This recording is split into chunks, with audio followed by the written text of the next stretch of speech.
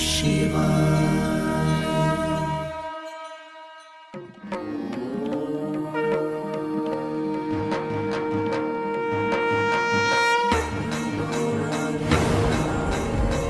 भगवान शिव भोले देवता हैं, पर फिर भी उनकी पूजा में कुछ चीजें निषिद्ध हैं। आपकी इन चीजों को कभी भी शिवलिंग पर पूजा के दौरान नहीं चढ़ाना चाहिए। यह चीजें शिव जी को रुष्ट करती हैं और हमें शिव दोष लगता है। शिव जी को लेकिन बहुत सी चीजें प्रसन्न भी करती हैं। आपको शिव जी की पूजा में इन्हें जरूर प्रयोग करना चाहिए, पर ऐसी क्या चीजें हैं जो शिवलिंग पर नहीं चढ़ाना चाहिए और क्या जरूर चढ़ाना चाहिए, आइए इनकी जानकारी लेते हैं। परंतु दोस्तों, आगे बढ़ने से पहले हमारी आपसे प्रार्थना है कि यदि आपने हमारा चैनल अभी तक सब्सक्राइब नहीं किया है तो जल्दी ही कर दें, और हाँ, अपने मित्रों परिवारजनों के बीच में इसको शेयर करना बिल्कुल ना भूलें। चलिए बढ़ते हैं आगे। मित्रों, शिव की पूजा शिवलिंग के रूप में सदियों से चली आ रही है। रामायण और महाभारत काल में भी शिवलिंग पूजा के बारे में बताया गया है। शिवलिंग में त्रिदेवों की शक्ति समाहित है।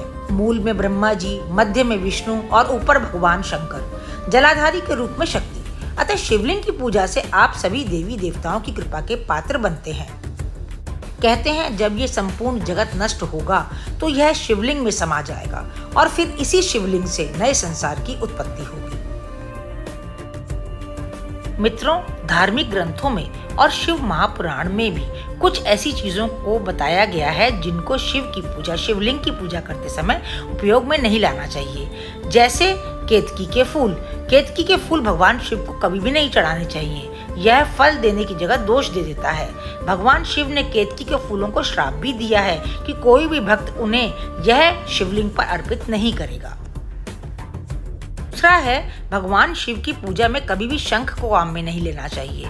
भगवान विष्णु की पूजा में शंख से पूजा करना शुभ माना जाता है, पर शिव पूजा में कभी नहीं। तीसरा है तुलसी की पत्तियां।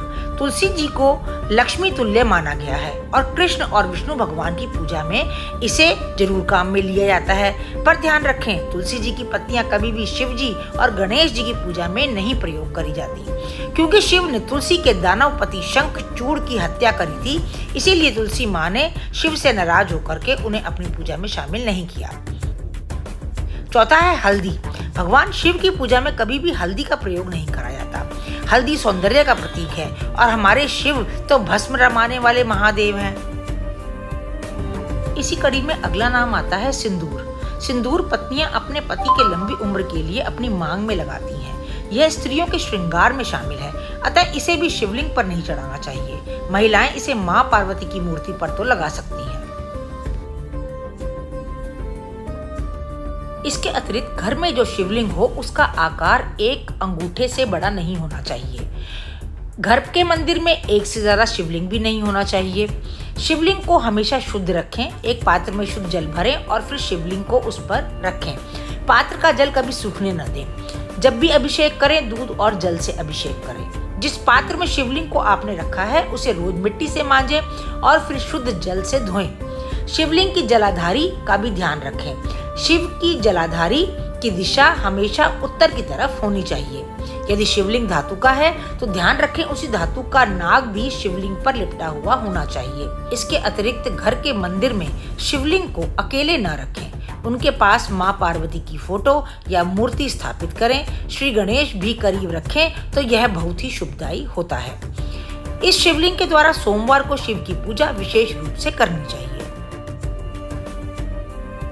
मित्रों, अज्ञानी और मूर्ख लोगों ने हमारे धर्म का मजाक बनाने के लिए शिवलिंग को शिव के जननांग से जोड़ दिया गया है, जबकि शिव का अर्थ है कल्याण करने वाले और लिंग का अर्थ है बनाने वाले।